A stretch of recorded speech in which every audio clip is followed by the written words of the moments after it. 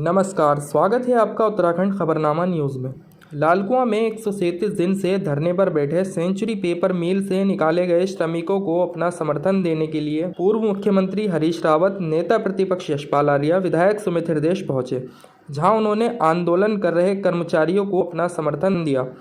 और 10 दिन के भीतर मिल प्रबंधन और स्थानीय प्रशासन को चेतावनी देते हुए कहा कि कर्मचारियों को वापस लिया जाना चाहिए, नहीं तो नेता प्रतिपक्ष यशपाल आर्या के नेतृत्व में 10 दिन बाद वह स्वयं कांग्रेस कार्यकर्ताओं को लेकर सेंचुरी पेपर मिल के खिलाफ धरने पर बैठ जाएंगे और उसके बाद सभी जिम्मेदारी स्थानीय प्रशासन और सेंचुरी मिल की होगी। वहीं नेता प्रतिपक्ष यशपाल आर्या ने कहा कि मिल प्रबंधन को कर्मचारियों की मांगों को सुनना चाहिए और मिल प्रबंधन की स्थिति ऐसी ही रहती है तो उनको मजबूरन मिल के खिलाफ धरने पर बैठना होगा और आर पार की लड़ाई लड़नी होगी। देखिए, इस मामले में समाधान निकालने का श्री यशपाल आर्या जी द्वारा प्रयास किया गया था। श्री सुमित हृदयेश ने भी विधानसभा में उठाया था, लेकिन समाधान न निकलने के कारण आज हम सब लोग यहाँ पर आए हैं और हम लोगों ने निर्णय लिया है। मुख्यमंत्री जी से बात की है, कमिश्नर से भी कहा है और उनसे कहा है कि आप मैनेजमेंट से बातचीत करके इसका समाधान निकालिए और हमारी तरफ से तय है, क्योंकि ये बात क्या समाधान निकालते हैं नहीं निकालते हैं, और निकालते भी हैं तो समस्या के अनुरूप निकालते हैं या नहीं निकालते हैं, ये भी मुख्यमंत्री के हाथ में है और प्रशासन के हाथ में है और यहाँ के मैनेजमेंट के हाथ में है। हमारे हाथ में एक बात है कि अब ये लड़ाई न्याय और अन्याय की भी होगी। लोकतंत्र के अंदर बात न करना ही, संवाद न करना ही सबसे बड़ा अन्याय है और इस अन्याय के खिलाफ हम लोग लड़ाई लड़ेंगे। और अभी हम लोगों ने तय किया है, यहाँ पर सब लोगों की सहमति से तय किया है कि यदि 2-4-5 दिन के अंदर इसका समाधान समुचित नहीं निकलता है तो 10 दिन के बाद यशपाल आर्या जी और सुमित हृदयेश जी, दुर्गापाल जी, यहाँ के जिला कांग्रेस कमेटी के नेतृत्व में हम लोग यहाँ पर फिर धरना शुरू करेंगे। धरना नहीं, फिर जो भी होगा,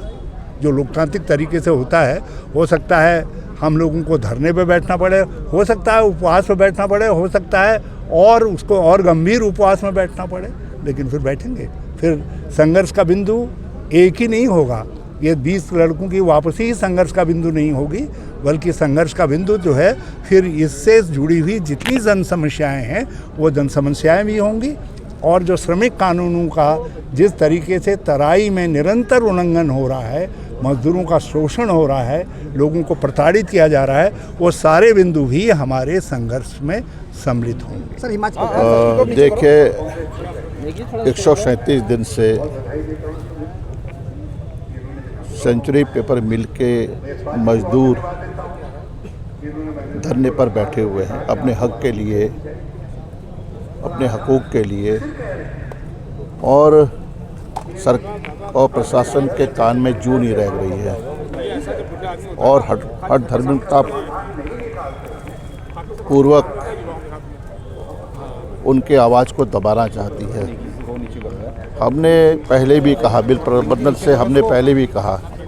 कि हर समस्या का समाधान बातचीत से संभव है। आप बातचीत करिए, कुछ मांगें उनके जायज़ हो सकती हैं, कुछ मांगें में पुनर्विचार किया जा सकता है, लेकिन सरकार प्रशासन ने बिल्कुल नहीं सुना। और दूसरी तरफ पूरा इलाका जल प्रदूषण से भरा पड़ा है,